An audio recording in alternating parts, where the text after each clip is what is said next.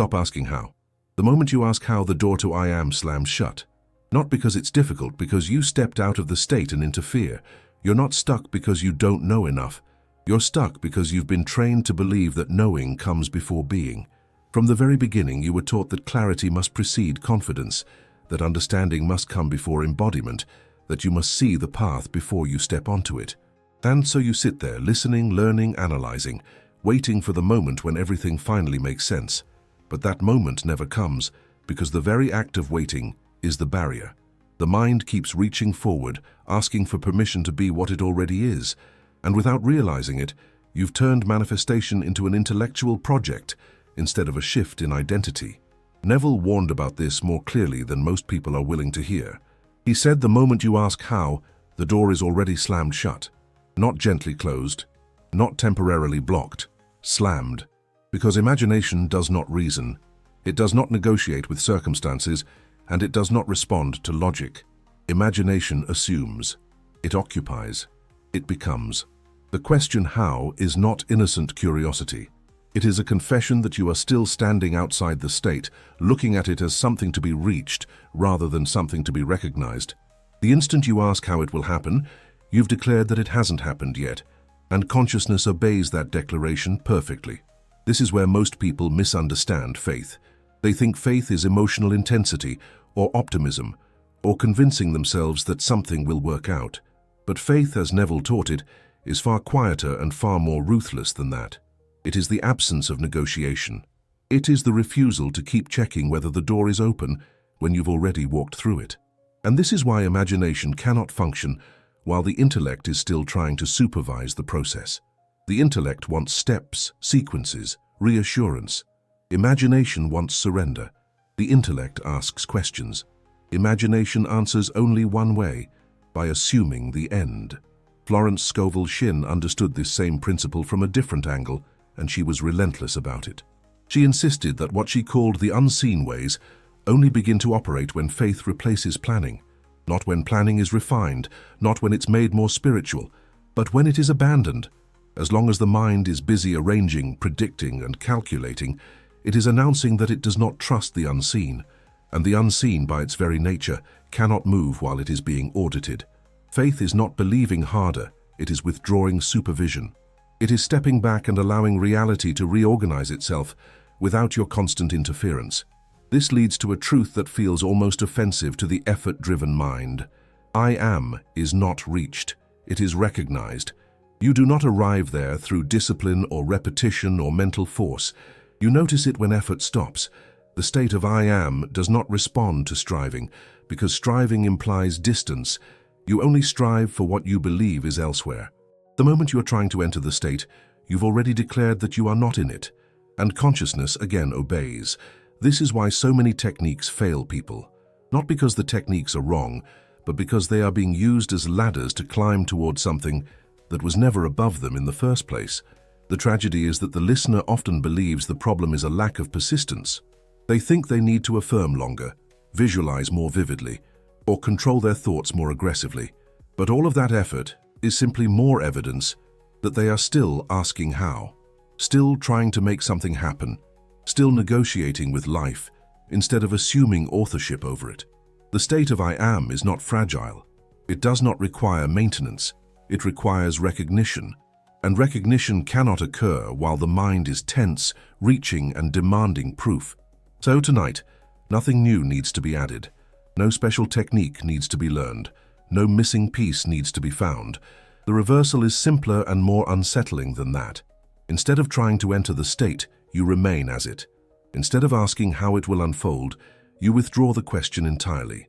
You stop leaning forward into the future and rest in the present assumption of being. This is not passivity, it is authority. And when the effort drops away, when the questioning finally quiets, you may notice something unexpected. You were never outside the state at all. From childhood, the intellect is crowned king. You are praised for comprehension, rewarded for explanation, and taught that certainty must come before confidence. This conditioning sinks so deeply into the psyche that it begins to feel like common sense. First I understand, then I become. First I figure it out, then I step into it. And yet this very sequence is the inversion that keeps consciousness trapped in rehearsal instead of embodiment. The mind waits for clarity, as if clarity were a doorway, unaware that clarity only arrives after the state has already been assumed. Understanding is not the cause of being, it is the echo that follows it. This is why so many people feel permanently almost there.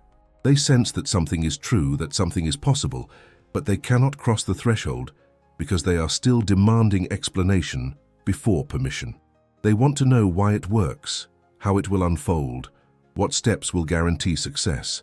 But the state they are trying to reach does not answer to interrogation. Consciousness does not reward analysis. It responds to occupation. The demand for understanding is not wisdom here. It is hesitation disguised as intelligence. Trying to understand manifestation before assuming the state is like demanding to see a map before stepping into a dream. A dream does not reveal itself from the outside. No amount of study can show you the streets, the rooms, or the events until you are already inside it. The dream forms around you only once you have entered. In the same way, the logic of a state only becomes visible after you are living from it. Before that, it remains opaque, inaccessible, and seemingly inconsistent. The intellect grows frustrated, not because the truth is complex, but because it refuses to appear on the intellect's terms. What makes this particularly deceptive is that understanding feels productive. It feels responsible. It feels like progress. You can spend years collecting insights, watching lectures, refining language, and polishing concepts, all while remaining fundamentally unchanged. The mind becomes fluent, but the state remains untouched. This is the quiet tragedy of spiritual study without embodiment. The vocabulary expands, while identity stays the same. And because the intellect is busy, it convinces itself that movement is happening, even as consciousness stands perfectly still. At a deeper level, this insistence on understanding before being reveals a hidden fear. To be without explanation feels unsafe to the mind. It wants guarantees. It wants predictability. It wants to know what will happen next. But the state of being does not offer contracts. It offers authorship. To assume a state without understanding it first is to relinquish the illusion of control, and the intellect resists this fiercely. It would rather stay outside, analyzing the doorway, than step through and lose its position as supervisor. Once this is seen clearly, the hierarchy collapses. Understanding is no longer the leader. It becomes the follower. It takes its rightful place as a byproduct, not a prerequisite. You begin to notice that every time you have truly changed in life, the understanding came later. Confidence did not follow explanation. Explanation followed confidence. Identity moved first, and the reasons caught up afterward. This is not an exception. It is the rule that has been quietly operating all along. When this realization settles, a subtle shift occurs. The question is no longer how to understand more deeply, but what replaces understanding as the guide. If intellect is no longer in charge, something else must be. Something quieter, something more fundamental. And as the need to explain begins to loosen its grip, space opens for a different mode of knowing to emerge, one that does not analyze reality from the outside, but inhabits it from within. At some point, the struggle quietly exhausts itself. The endless effort to fix circumstances, to manage outcomes, to manipulate appearances begins to feel strangely ineffective, no matter how refined the techniques become. This is usually when the deeper truth is finally able to surface. Reality was never the place where change was meant to begin. The world you see is not the source of experience. It is the display panel. It shows the signal, but it does not generate it. And as long as attention remains glued to the screen, trying to rearrange the images, the cause remains untouched. Neville's declaration that consciousness is the only reality is not poetic language. It is a literal description of how experience is formed. The self you assume determines the life you encounter, not as a reward or punishment, but as a natural correspondence. Identity is the tuning mechanism. It selects the version of reality you experience without effort or force. This is why changing circumstances without changing identity feels temporary at best. The signal remains the same, and the static returns. A radio does not argue with interference. It does not analyze the noise or complain about the signal. It simply turns the dial. The moment the frequency shifts, the sound changes on its own. No persuasion is required. No battle takes place. In the same way, consciousness does not wrestle with conditions. It does not need to confront the world or overpower it. The rearrangement happens after the signal changes, never before. When identity moves, reality follows, quietly and precisely. This is the great reversal that the mind resists at first. The intellect wants proof before it commits. It wants evidence before it identifies. But identity does not wait for confirmation. It moves first. It assumes itself. The proof appears later as an effect. This is why those who truly change seem almost indifferent to outcomes.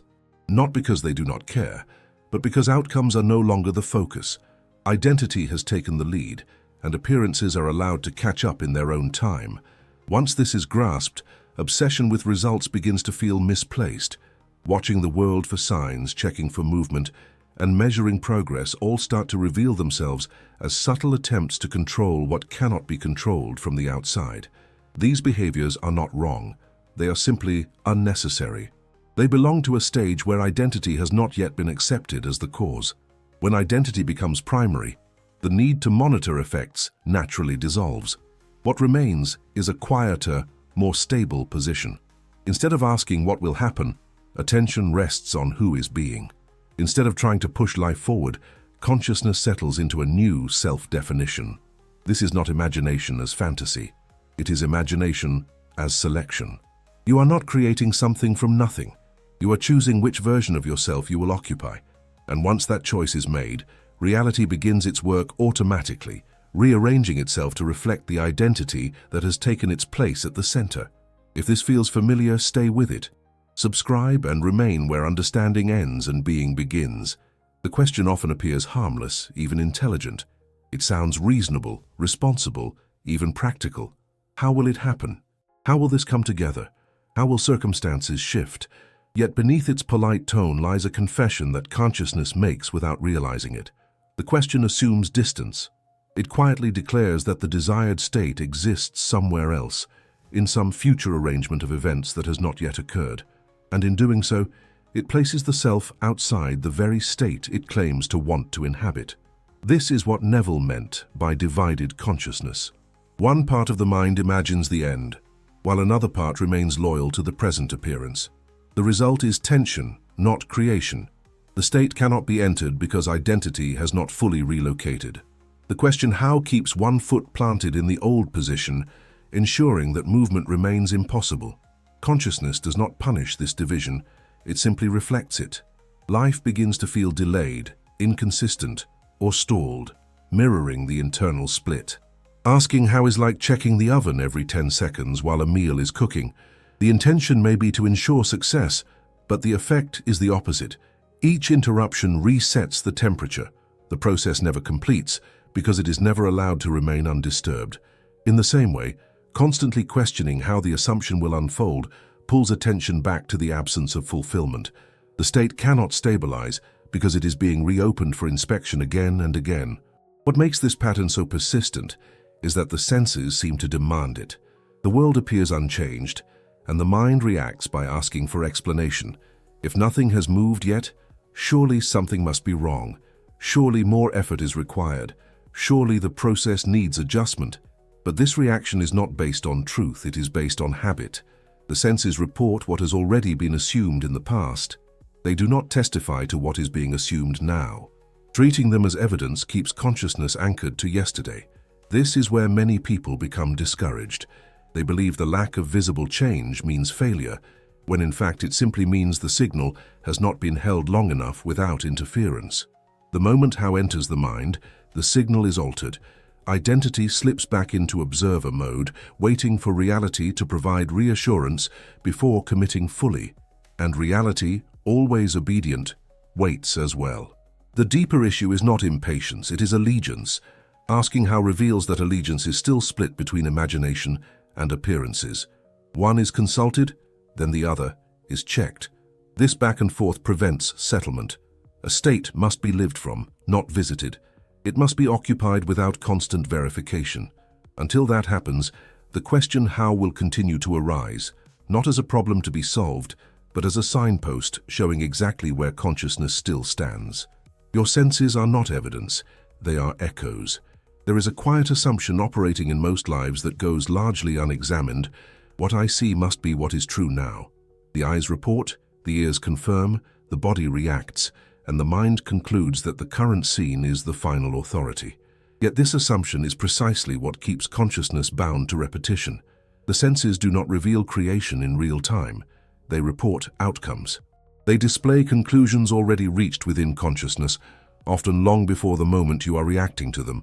Neville described the outer world as a shadow, not to diminish its importance, but to clarify its function. A shadow cannot move independently of the body that casts it. If the shadow appears distorted or delayed, no amount of arguing with it will change its shape. The cause lies elsewhere. In the same way, the world of form is the delayed reflection of past assumptions. What appears solid and immediate is actually an echo, arriving after the inner decision has already been made. This is why reacting emotionally to circumstances feels so draining. You are responding to something that has already completed its journey. The ink is dry, the paper is printed, the headline has been set. Treating the current scene as negotiable truth is like trying to edit yesterday's newspaper by shouting at it. The words do not change, no matter how intense the reaction becomes. The effort is misplaced, not because emotion is wrong, but because its target is outdated. Once this is understood, a subtle detachment begins to form. Not indifference, but perspective. The senses are no longer enemies, nor are they guides. They are messengers from the past. They show you what consciousness previously entertained as true. When they are elevated to the role of judge, identity becomes reactive. When they are recognized as echoes, identity regains its authorship. The power quietly shifts back to where decisions are actually made. This also explains why sudden inner changes can feel disconnected from the outer scene at first. A new assumption may be present, but the environment has not yet caught up. This gap is often misinterpreted as failure. In reality, it is alignment in progress. The echo has not finished reverberating. Expecting immediate confirmation from the senses is like expecting a shout to return before it has left your mouth. Time is not a barrier here. It is simply the medium through which reflection occurs. As this perspective settles, reaction begins to dissolve on its own. The urge to argue with appearances weakens, not through discipline, but through understanding of their nature.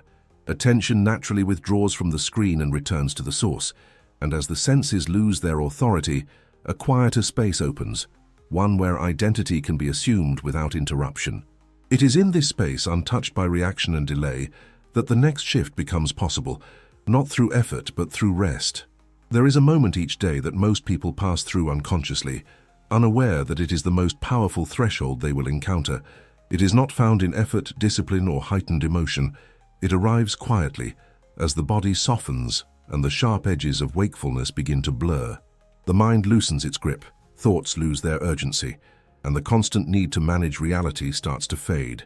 Neville called this the state akin to sleep, not because sleep itself is the goal, but because this is the point where resistance naturally dissolves. In waking life, the intellect stands guard. It evaluates, compares, questions, and corrects. It is vigilant, and it is suspicious of anything that threatens its sense of control. But as the body relaxes and consciousness drifts towards sleep, that guard grows drowsy. The critical faculty weakens, not through force, but through fatigue. This is not a flaw in the system, it is the opening. Ersatz is the moment the guard falls asleep, and the king walks freely into the palace. No resistance, no debate, no interrogation. What makes this state so misunderstood is that people approach it as a technique rather than a condition. They try to do something in Sats, instead of recognizing what Sats already does.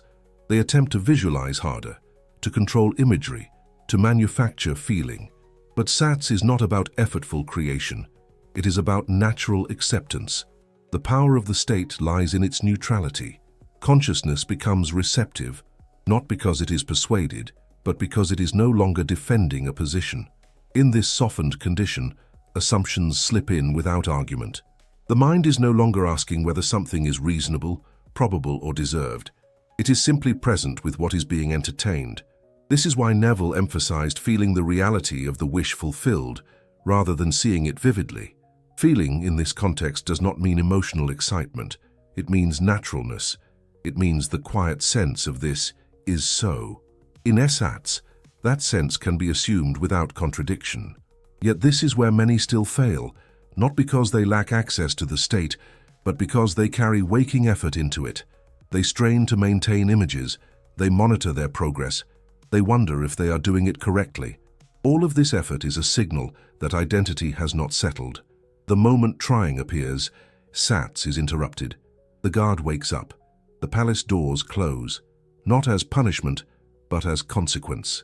Sats is effective precisely because it removes the need to convince yourself. It bypasses the debate entirely.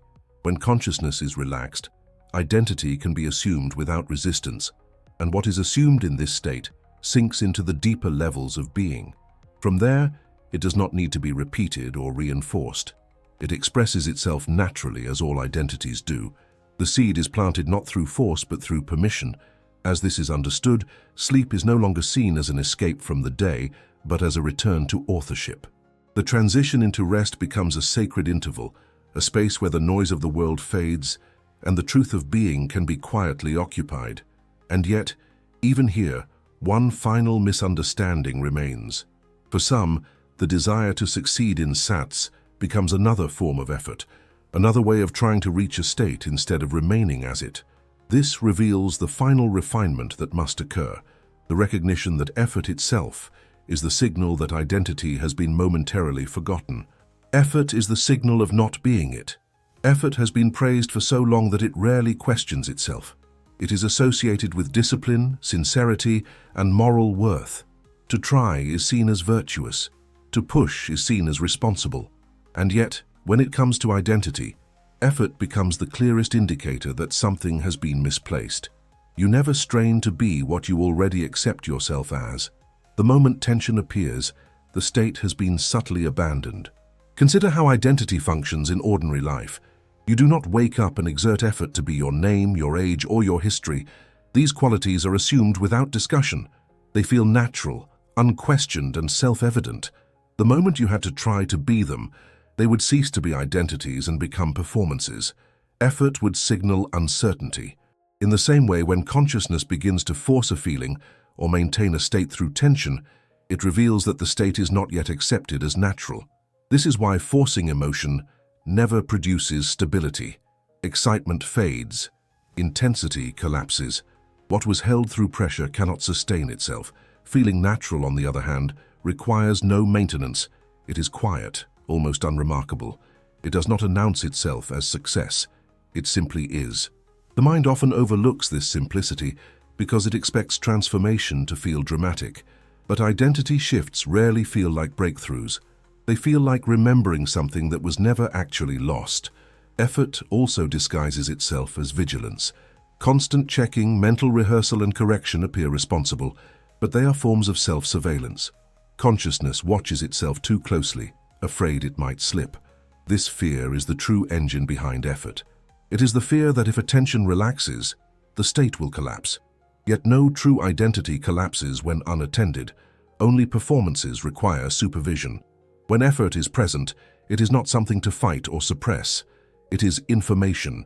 It shows where identity has not fully settled. It points to the moment where the mind is still attempting to manage being, rather than allowing being to manage experience.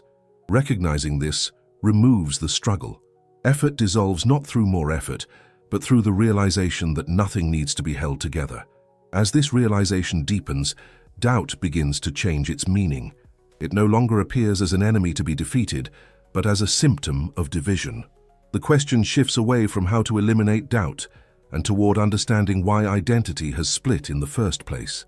And in that shift, the next refinement becomes visible, one that reframes doubt entirely and reveals where true commitment actually occurs. Doubt isn't the enemy, division is. Doubt has been given far more power than it deserves. It has been painted as the great saboteur, the thing that ruins manifestation, the flaw that must be eliminated before anything can work. But doubt itself is not destructive. It does not cancel creation. It does not block consciousness. What truly interferes is division. Doubt is simply the surface symptom of a deeper split, a sign that identity has not yet fully settled into one position. When consciousness is unified, doubt has no function. It cannot arise because there is no competing allegiance. But when identity is divided, doubt appears naturally, not as an enemy, but as a signal. It shows that part of the self has moved into a new assumption while another part remains loyal to the old one. This inner separation creates friction, not because the new state is weak, but because it has not been fully inhabited. The image is simple, yet precise. Doubt is like having one foot on the dock and one in the boat. Neither position is wrong on its own, but together they prevent movement. The boat cannot leave and the dock cannot be committed to. The problem is not that the boat refuses to move. The problem is hesitation. As long as identity is split between two positions, progress feels unstable, effortful and uncertain. Consciousness is trying to occupy two realities at once. This is why attempting to eliminate doubt through force never works. Suppressing it only deepens the division. The mind becomes tense, constantly checking whether doubt is present, constantly monitoring its own reactions. In doing so, it reinforces the very split it is trying to heal. Doubt grows louder not because it is powerful, but because attention keeps returning to the gap it represents. When division is seen clearly, doubt begins to lose its charge. It is no longer interpreted as failure or weakness. It is understood as feedback. It shows exactly where commitment has not yet occurred. Not commitment as effort, but commitment as identity. The moment identity fully relocates, doubt fades on its own, not because it has been defeated, but because it is no longer needed to signal conflict. This understanding changes the relationship with inner uncertainty entirely. Instead of fighting doubt, consciousness naturally resolves the split that created it. One position is released and the other is occupied fully. There is no dramatic victory, no emotional surge. There is simply alignment. And when alignment occurs, movement becomes inevitable. From this place of unity, life begins to shift without struggle. Events start to unfold in ways that feel unplanned yet precise. Circumstances rearrange themselves without requiring supervision. This is not coincidence. It is the natural consequence of commitment. When identity settles into one state without reservation, reality responds by constructing the path that makes that state visible. This unfolding is what Neville called the bridge of incidents, and it is never seen in advance, only recognized after it has already carried you forward. The mind is conditioned to expect a path it can recognize. It wants sequence, reassurance, and visibility. Yet the bridge of incidents never appears that way. It does not present itself as a plan or a forecast. It unfolds as movement, responding only to a settled identity. Once a state is assumed, life begins to rearrange itself quietly, without asking for approval or explanation. Events arise that seem ordinary at the time, almost insignificant, yet each one carries the state forward with precision. Neville emphasized that this bridge is never designed by the intellect. If it were visible in advance, the mind would interfere, attempting to control or improve it. That interference would fracture the very assumption that allowed the bridge to form. The path is not laid out ahead of you, it assembles beneath you. Like a staircase appearing step by step, each support emerges only as consciousness moves, never before. Demanding to see the bridge first is a refusal to walk. This unpredictability often unsettles the intellect. When events feel unplanned or illogical, the mind assumes error. But the bridge is not concerned with preference or comfort. It is concerned with correspondence. It uses what is available, not what seems ideal. Only after the destination is reached does the pattern become clear. Looking back, the sequence reveals itself as exact and necessary, proving that the bridge was never missing. It was simply invisible until identity made it so. You were never meant to get something. You were meant to remember who you are. Desire was never about obtaining something missing. It was always a signal pointing back to identity. What appears as longing is consciousness, reminding itself of what it already is. Neville's final revelation simplifies all effort into recognition. God is your own wonderful human imagination, not a force to persuade, but the awareness creating experience from within. Florence Scovel Shinn expressed the same truth by showing that faith begins where logic withdraws, allowing the unseen to move without interference. Asking how was never wisdom, but fear disguised as reasoning, keeping identity at a distance.